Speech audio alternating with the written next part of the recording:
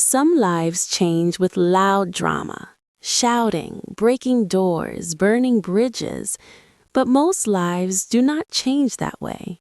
Most lives change quietly, in moments so small they almost feel harmless. One tired night, one long breath, one soft thought that says, "I can't stay here anymore." She was not brave in the way stories usually describe bravery. There was no speech, no promise, no plan written on paper. She did not wake up feeling strong. She woke up feeling heavy.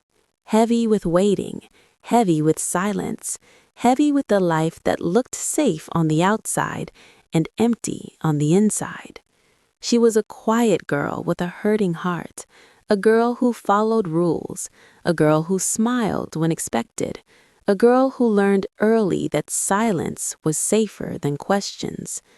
But inside her chest, something stayed awake, a small dream, fragile, flickering, like a tiny light she hid in her hands so no one could see it and blow it out. Every day, that light grew warmer, and every day the space around her felt smaller. The walls did not move, but they closed in. The road did not disappear, but it felt blocked. She told herself to wait, to be grateful, to be careful. Yet the quiet voice returned again and again, patient and honest. Leave. Not to escape love, not to chase fantasy, but to breathe, to choose, to become real. This is not a story about running away. It is a story about walking. Chapter 1. The Call and Departure. Emily Carter grew up in a small town where days looked the same. The same road curved past the same houses, the same clock rang at the same hour. The same voices told her what was proper, careful, and acceptable. She woke early. She helped her mother with quiet hands. She followed her father's rules without question. She smiled when she was supposed to smile, even when her chest felt tight. From the outside, her life looked calm and correct. From the inside, it felt unfinished. Inside her, something whispered. It did not shout. It did not demand. It waited. You are meant for more. Emily never said those words out loud. She was afraid that if she did, they would disappear. So she carried them silently, the way some people carry pain. Every evening when the house grew quiet, Emily walked to an old wooden fence at the edge of town. The wood was rough, the paint was peeling. She liked that it did not pretend to be perfect. She sat there alone and looked toward the far hill. Across that hill, a train passed every night. The train always moved. It never waited. It never hesitated. It carried people toward places with names Emily did not know and futures she could not imagine. She watched it with wide eyes, as if the sound of its wheels carried answers meant only for her. She did not know where it went. She only knew it did not stay. One evening, her younger brother Evan followed her. He leaned against the fence and watched the train disappear into the dark. "Why do you stare at it like that?" he asked. His voice was gentle, curious, unafraid.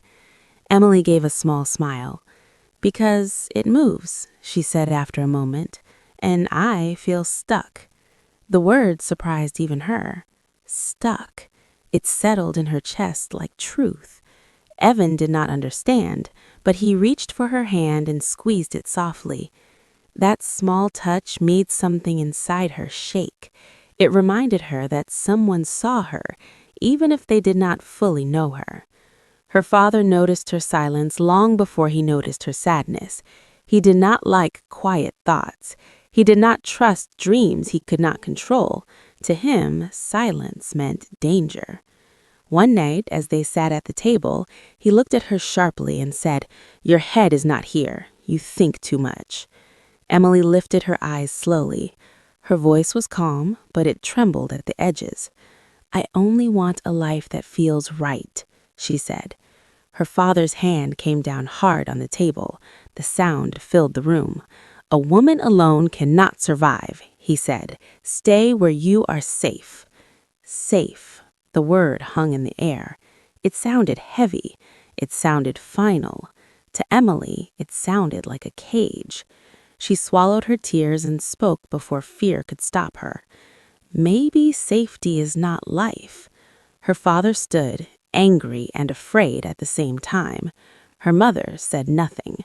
She watched. She listened. Later that night, in a small, quiet room, her mother held Emily's hands.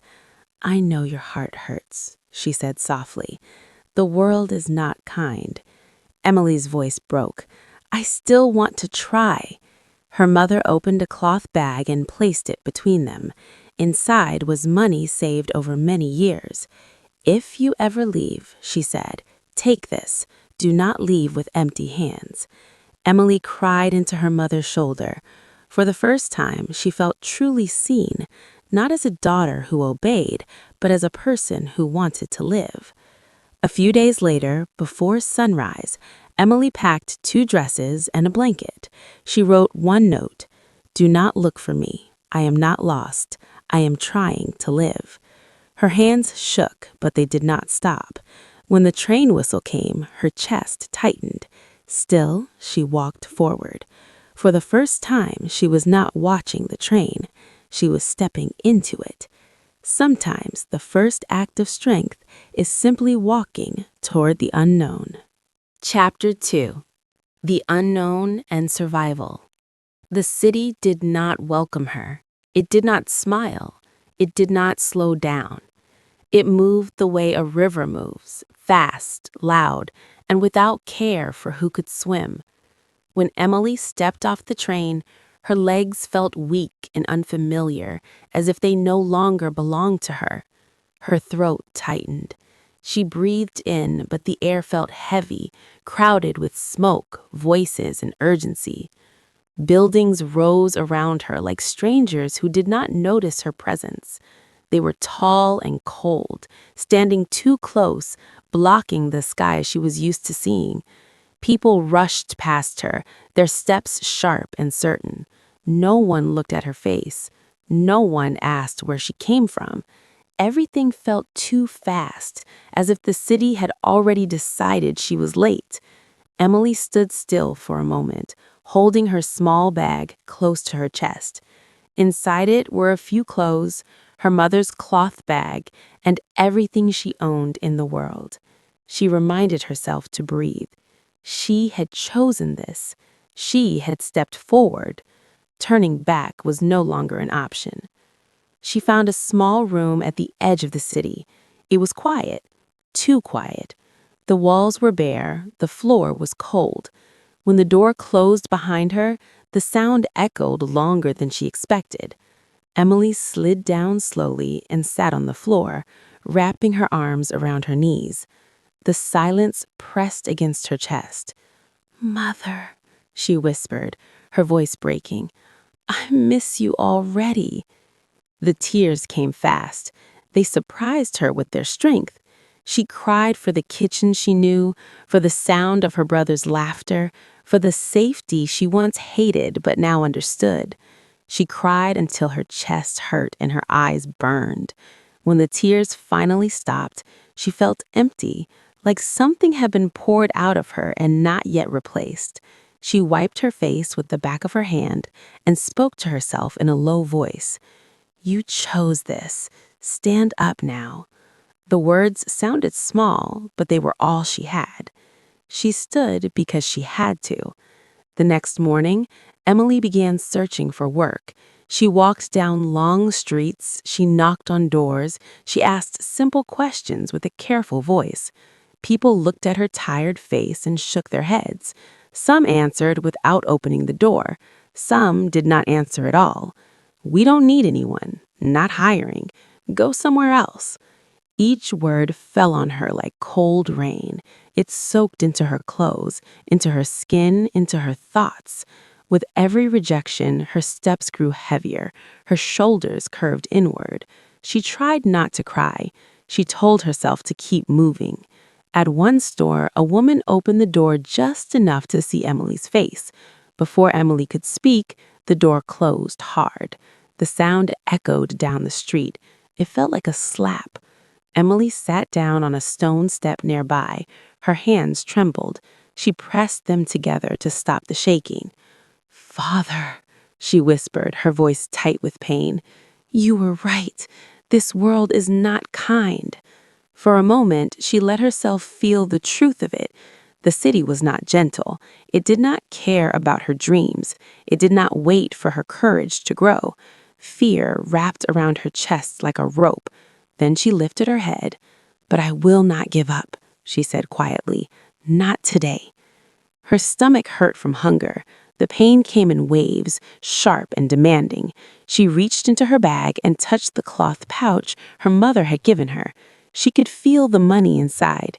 She closed her fingers around it, then slowly let go. "Not yet," she whispered. "Save this for real need." She stood again. Her legs begged her to stop. Her feet burned. Her back ached. Still, she walked. Street after street, door after door. Each step felt like a question with no answer. Yet, she kept asking. As the sun moved lower in the sky, Emily understood something she had not understood before. Leaving home had been one step, a painful step, a brave step, but it was only the beginning. Surviving was the next step. Surviving meant waking up even when fear sat on her chest. It meant knocking again after a door slammed shut. It meant choosing to move forward when everything inside her wanted to rest, to hide, to disappear. That night, as she walked back to her small room with empty hands and tired feet, Emily felt something new. It was not hope, not yet. It was something harder and quieter. Endurance. She lay down on the floor and stared at the ceiling. The city noise drifted through the window. She whispered to herself, "I am still here." And for now, that was enough. Growth was not comfort. Growth was choosing forward again and again. Chapter 3. Skill, Value, and Self-Worth. On the street, Emily saw a woman selling apples from a wooden cart. The woman looked tired in a way that came from long days, not from one bad night. Her hands moved fast and sure, lifting baskets, counting coins, watching people pass. Her eyes were sharp. They missed nothing. Emily slowed her steps and watched for a moment. Something about the woman's focus pulled her closer, like gravity. Emily stepped forward carefully. "Ma'am," she said in a gentle voice, "can I help you?" The woman looked her up and down, not unkindly, but without softness. "Help me," she said. "What can you do?"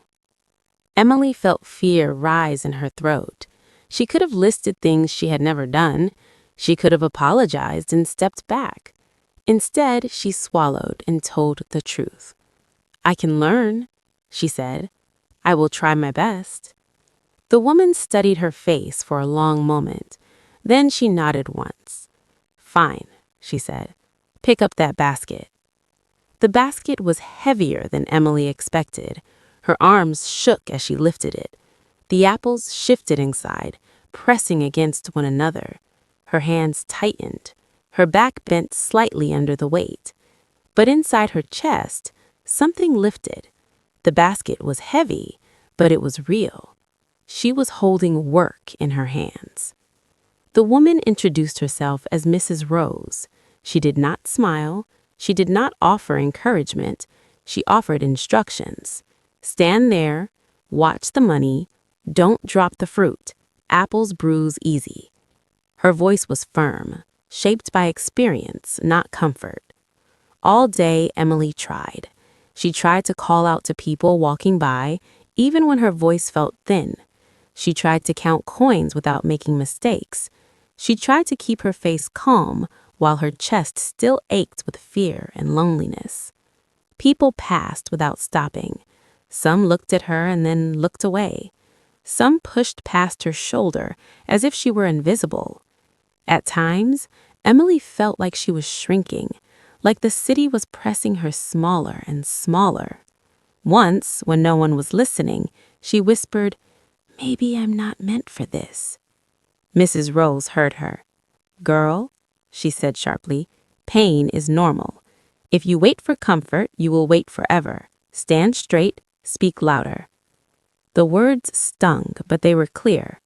Emily took a breath and straightened her back. She lifted her chin. "Fresh apples," she said again. "Sweet and good." Her voice was still soft, but it no longer shook. At first, no one came. Then a little girl stopped and tugged her mother's hand. "Can we try one?" she asked. Emily's heart jumped. She picked up an apple carefully, as if it might break if she held it wrong. She offered it with both hands. The girl smiled. The mother nodded and paid. It was a small sale, a simple moment. But to Emily, it felt like a door opening. As the day went on, an old man stopped at the cart. He bought 2 apples and then paused. He placed an extra coin into Emily's palm. "Keep it," he said kindly. "You look like someone who needs a little hope." Emily froze. Her fingers closed slowly around the coin. Her eyes filled with tears, not because of the money, but because of what it meant. Proof. Proof that someone saw her effort.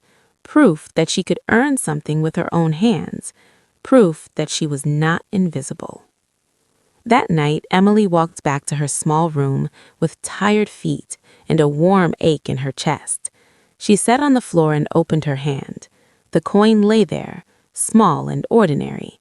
She stared at it for a long time. "Mother," she whispered, "I earned this." The next days followed the same rhythm. Early mornings, long hours, sore arms. Emily learned quickly. She learned how to stack apples so they would not fall. She learned how to watch hands near the money box. She learned how to smile even when her heart felt heavy. Mrs. Rose corrected her often. She never praised her, but she trusted her more each day. Emily made mistakes. She dropped fruit. She miscounted coins. Each time, shame rose inside her. Each time, she forced herself to keep going. She did not run. She did not hide. Slowly, something inside her changed. She no longer asked herself if she belonged there. She asked herself how to do better. The question shifted from, "Am I enough?" to, "What can I learn next?" One evening, as the sun lowered and the street grew quiet, Mrs. Rose looked at her and said, "You worked hard today. Come back tomorrow." Emily nodded, unable to speak. When she turned away, a small smile touched her lips. It surprised her. It felt unfamiliar, but real. She lay down that night and held the coin again before closing her eyes. It was still small, still simple, but it carried weight far beyond its size. Confidence did not arrive as a feeling. It arrived as evidence, and Emily was building it, one honest action at a time. Chapter 4. Community and Reciprocity. Days became weeks. Weeks became months. The street no longer felt like an enemy. It felt familiar, like a place that had tested her and slowly accepted her effort. Emily learned fast. She learned how to stack apples so they did not bruise. She learned how to keep her eyes on the money box without fear. She learned how to speak even when her voice trembled, and how to keep speaking until it steadied. And something else began to happen. People started noticing her. Not because she called louder than the others, not because her stall was bigger or brighter, but because she was honest. She looked people in the eyes. She did not rush them. She did not pretend. When apples were fresh, she said so. When bread was limited, she said so. Her voice was gentle, but it carried truth. And truth has a quiet weight that people feel before they understand. One afternoon, an older man stopped near her stall and watched her work. He did not interrupt. He did not speak right away. He simply stood there while she counted coins slowly, touching each one as if it might disappear. Finally, he cleared his throat.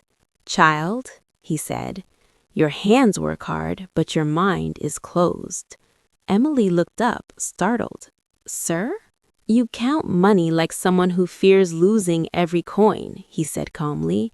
Fear makes you careful, but it also makes you small. Let me show you something. His name was Mr. Harris. He reached into his coat and pulled out a small notebook and a pencil worn down from use. On one page, he drew simple lines. This, he said, writing slowly, is cost. This is price. And this, he said, tapping the page, is profit. Emily stared at the page as if it were a hidden language. The lines were simple, the words were plain, yet they opened something in her mind. Nobody ever taught me this, she whispered. Mr. Harris nodded. That's how many people stay afraid, he said. Not because they are weak, but because they are never shown the map. Now someone is teaching you. Learn it. From that day on, Mr. Harris stopped by often. Sometimes he explained numbers. Sometimes he explained patience. He never raised his voice. He never made her feel small. He treated her like someone worth investing time in. And slowly, Emily's fear around money began to loosen its grip. Not long after, another stranger appeared. A young boy stood near the edge of her stall, shifting his weight from one foot to the other. His clothes were simple, his hands twisted together as if they did not know where to rest. Ma'am, he asked quietly, do you need help? I can work hard. Emily looked into his eyes and felt something tighten in her chest. She saw fear there. She saw hunger, not just for food, but for a chance. His name was Max. His hands shook the way Emily's hands once shook when she first lifted Mrs. Rose's basket. Come tomorrow, she said gently. I will teach you small things. Max arrived early the next morning. He tried very hard. Too hard. He dropped apples, he counted wrong, he apologized again and again, his voice tight with shame. I'm sorry, I won't do it again. Emily never yelled. She never shamed him. She simply bent down, picked up the apple, and said the same words each time. It's okay. Try again. Those words changed Max's posture. Slowly, his shoulders lifted, his hands steadied. His eyes began to meet hers, and every time Emily said those words to him, something inside her softened too. She realized she had never heard them when she needed them most. As days passed, Max learned. He learned how to stack fruit. He learned how to speak to customers. He learned how to trust himself. Emily watched him grow with a quiet pride that surprised her. Helping him did not make her weaker. It made her feel larger, steadier, more rooted. The stall became more than a place of work. It became a small point of connection. People stopped to talk. Some shared stories. Some shared worries. Emily listened. She did not rush them away. She understood now that survival was not only about earning money. It was about building something that could hold people, even briefly. One evening after closing, Emily sat alone and thought about how far she had come. She had arrived in the city with fear in her chest and nothing in her hands. Now she had skills, knowledge, trust, and something deeper she could not yet name. She understood it clearly for the first time. When she survived alone, she learned strength. But when she helped others, she became strength. And in that quiet realization, she felt herself step into a new part of her life. Chapter 5: Storms and Reputation. When people notice you, not everyone becomes kind. Attention has weight, and not everyone carries it gently. One morning, as Emily arranged apples at her stall, a man from another stall stopped in front of her. His eyes were cold, his mouth curved in a thin smile. People buy from you because you pretend to be kind, he said. Emily felt hurt rise in her throat like heat.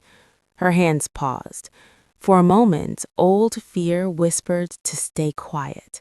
Instead, she lifted her eyes and kept her voice steady. Sir, she said.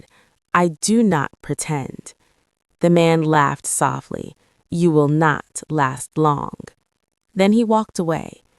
His words stayed in her chest like a stone, heavy, unmoving.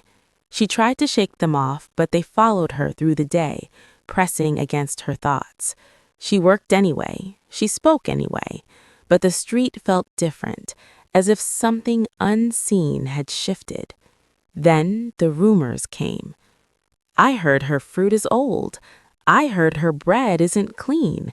I heard she lies." Emily heard the whispers before she saw the change. Customers slowed.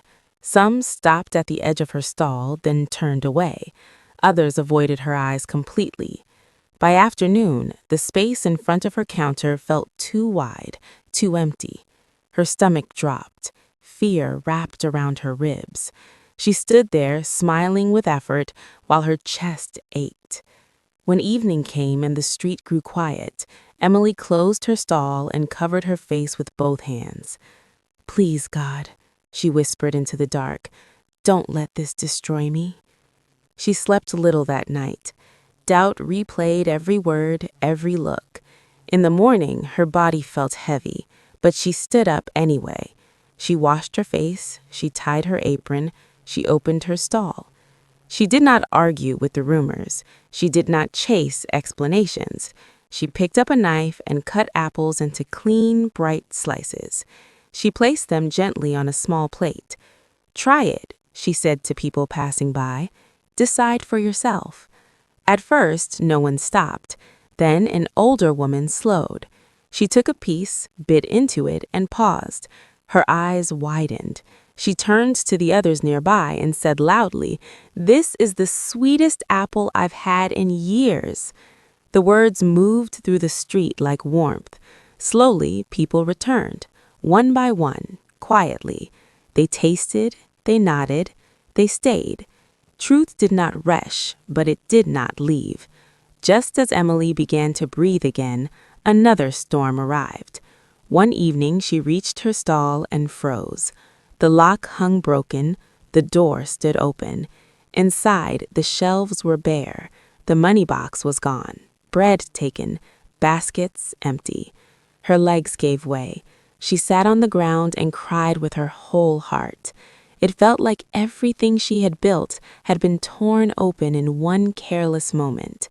The city felt cruel again, unforgiving. Then she heard footsteps. "Ma'am!" Max ran toward her, his face pale. "We will fix this," he said firmly. More steps followed. Mrs. Dalton arrived, her voice calm but strong. "You helped many," she said. "Now it is our turn." Neighbors gathered. Someone brought flour. Someone brought new baskets. Another brought tape and tools. Hands moved. Voices offered comfort. No one asked for proof. No one questioned her worth. Emily watched them with tears running freely down her face. "I don't deserve this," she whispered. Mrs. Dalton touched her shoulder gently. "You earned it," she said. "Kind hearts attract kind hearts." That night, Emily sat among the repairs and felt something settle inside her. The storms had not ended her. They had revealed her. Lies had moved fast, but truth had stayed. And when truth stood with people, it had hands, voices, and strength. Chapter 6. Return and Reconciliation. One evening, as the street settled into its usual quiet, Max walked toward Emily holding an envelope with both hands. His steps were slower than usual. "Ma'am," he said softly, "this came for you." Emily took the letter carefully, as if it might crack under her fingers. She did not need to read the name to know who it was from. The handwriting was familiar, uneven in places, careful in others. Her brother, Evan. Her fingers shook as she opened it. "Father is not well. Mother waits for you every afternoon. If you can come, please come." The words hit her like a wave she did not see coming. For a long moment, Emily could not breathe. The street noise faded. The stall in front of her disappeared. She had built a new life with her hands and her will. She had learned how to stand on her own. Yet the wound she carried from home had never truly closed. It had only grown quiet. That night, Emily sat on her small bed with the letter pressed against her chest. The paper felt thin, but its weight was heavy. "Mother," she whispered into the dark, "did you think of me every day?" Her voice trembled. "Father, did you ever forgive me?" The questions circled her mind like restless birds. Sleep came slowly, broken by memories she thought she had already faced. In the morning, Emily closed her stall early. The apples were covered, the door was locked. Max watched her with worried eyes. "Are you leaving?" he asked quietly. "Just for a few days," Emily said. "My family needs me." Max nodded, understanding more than he said. "You are brave, ma'am," he said, "but even brave people need someone to hold them." Emily placed a hand on his shoulder. Her grip was steady. "You are that someone," she replied. Max lowered his head, his eyes shining. The train ride home felt different from the first one. That journey had been filled with fear and trembling dreams. This one carried weight, memory, and unfinished words. Emily watched the landscape change, fields replacing buildings, silence replacing noise. Her chest felt tight, but it was not panic. It was longing. When she arrived, Maple Creek looked smaller than she remembered. The houses leaned closer together. The road felt shorter. Her mother came out first. She stopped when she saw Emily, then ran forward and wrapped her arms around her tightly, as if letting go might make her disappear again. "My child," she cried, "my child." Emily held her and breathed in the familiar scent. "I missed you every night," she whispered. Inside the house, her father sat in a wooden chair near the window. His shoulders were narrow now. His hands rested weakly in his lap. When he saw Emily, he tried to stand, but his strength failed him. Tears filled his eyes before words could reach his mouth. Emily crossed the room and knelt beside him. She took his hands, feeling how light they were. "Father," she whispered into the dark, "I am here." His voice shook. "Daughter, forgive me," he said. "I was hard. I was afraid. I thought I would lose you to the world." Emily pressed her forehead against his hands. "You did not lose me," she said. "I only needed to find myself." He closed his eyes. Tears slid down his cheeks. "I am proud of you," he said. The words broke something open inside Emily. A knot she had carried for years loosened. The pain did not vanish, but it softened. It found a place to rest. Emily stayed for days. She cooked meals. She listened to old stories. She watched her brother move through the house like a man instead of a boy. She felt something settle deep within her, something quiet and whole. When it was time to leave, her mother held her again. Her father lifted his hand weakly and whispered, "Go live your life. You always have a place here." Emily walked away with tears in her eyes and strength in her chest. Not everyone who leaves must return, but returning with yourself still intact is a different kind of strength. Chapter 7. Integration. When Emily returned to the city, her stall looked the same. Blue paint worn soft by sun, a wooden counter smoothed by many hands, a quiet street that had seen her weakest days and her strongest ones. Nothing outside had changed, but she had. She rested her palm on the counter and felt its solid weight beneath her skin. "I am home again," she whispered, but in a new way. Max saw her first. His face lit up before he spoke. "Ma'am," he said, trying not to smile too wide, "you're back." Emily nodded and touched his arm. "Thank you for holding everything together," she said. Max stood a little straighter. Mr. Harris passed by later and gave her a slow, respectful nod. Customers paused, studying her face. Some smiled gently. "You look peaceful," one woman said. Emily answered simply, "I went home." Work resumed with a steadier rhythm. Emily arranged apples with calm hands. She counted money without fear. She spoke without forcing strength into her voice. The stall no longer felt like something she had to defend. It felt like something she belonged to. She noticed small changes in herself. She listened more. She rushed less. She trusted the quiet moments instead of fearing them. One afternoon, an older woman stopped in front of the stall and held an apple without buying it. Her eyes were tired, but kind.